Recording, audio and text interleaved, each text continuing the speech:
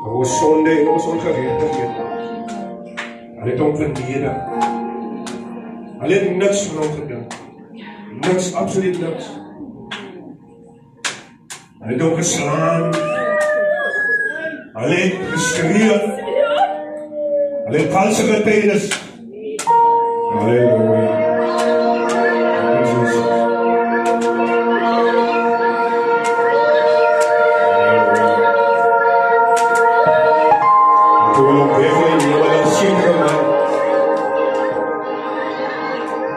Sekere man, namelijk Simon, wat van die veld afgekom het, en sy die kruis op hom, en het achter Jesus aan te gaan.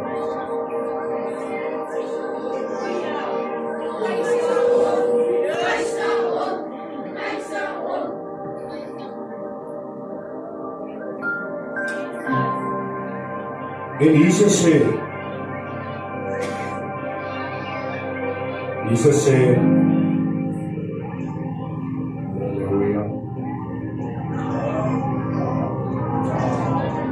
Vrouens van Jerusalem,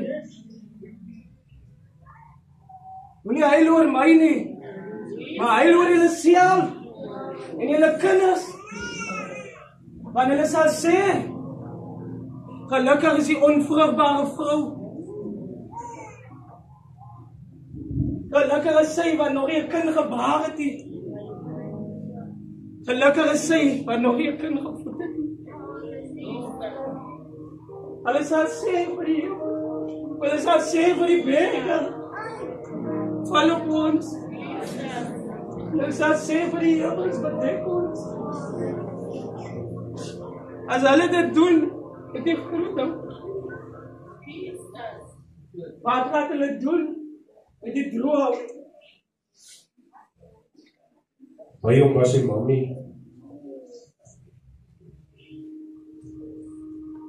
Maar wat dan sou hoe haar kind in hierdie word. Maar wat dan sou hoe haar kind geslaan word vir ander mense.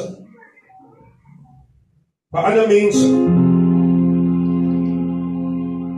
En ek dink sy is bitterlik seer, is dit ook nie wat ons in hierdie tyd deurgaan nie, is dit ook nie ons omstandighede soms mamas, dat ons soms nie weet wat ek kan doen nie, dat ons soms op ons knie val en sê, Here, wat het hy dan gemaakt?